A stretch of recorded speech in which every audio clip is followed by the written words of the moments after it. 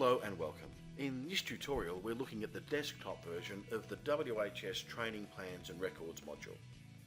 This module is designed to record and monitor WHS related staff training courses, including the capability to record course and qualification information and generate qualification expiry reminders. Like all system modules, the access and inclusions visible in this module vary according to individual user access levels, which are controlled within the user management module. However, for the purpose of this tutorial, we're seeing everything as a workplace administrator would see it. This module features the same fundamental layout as all modules in the system. Below the module name and icon are the main controls. In this case, a link back to the workplace homepage, the apparent option to add a new record, and the option to export all data from the module in a CSV file. In fact, when you select the plus icon to add a new record, the system displays a pop-up explaining that records can't in fact be added directly to this module. Instead, they're generated automatically when the relevant option is selected when creating a new record in the Staff Inductions and Record module. To the right of the module are the help notes and the link to this video tutorial. And any training plans that were added prior to March 16, 2016 are contained within an archive that displays and is accessible via the icon here below the help tools. Archive records can be edited, they can also be viewed and exported. However, not all the functionality contained in the current WHS Training Plans and Records module is available for archived records. The module list view features controls at the top of the list and in the column headings that allow you to search, filter and sort the list according to various criteria. The small export icon at the far right of the search and filter tools exports only the records that are being displayed after filtering. Like the main module export function, this allows selection of the data fields to be included in the export file.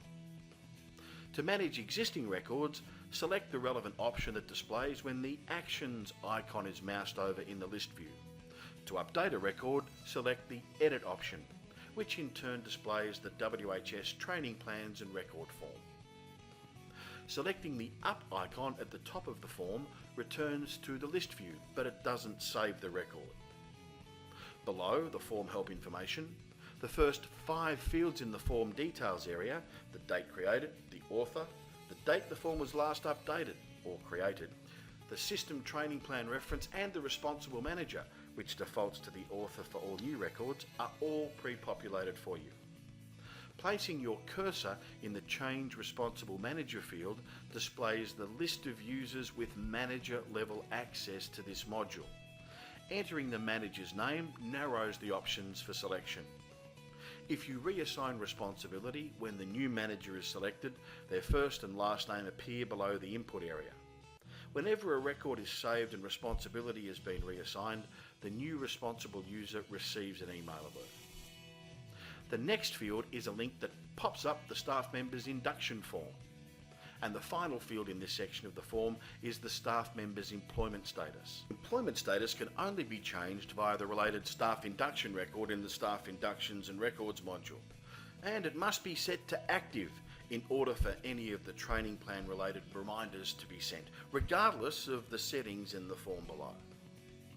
The next areas of the form allow for entry of multiple individual courses in 3 different types of training course: in-house job-specific courses, external courses, and E3 learning courses.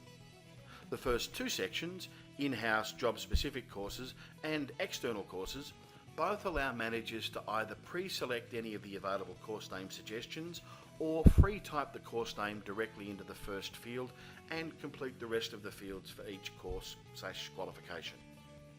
As the form instructions for these sections explain, there are 2 types of automated email reminders for courses entered into these sections of the form: course due reminders, which of course are based on the course due date, and qualification expiry reminders that are based on the qualification expiry date. Reminders can be turned on or off on a course by course basis. Don't forget, reminders are also dependent on the inductee's employment status being active, which is controlled via the related staff induction record in the Staff Inductions and Records module. The name of the 3rd section of the form actually varies from system to system.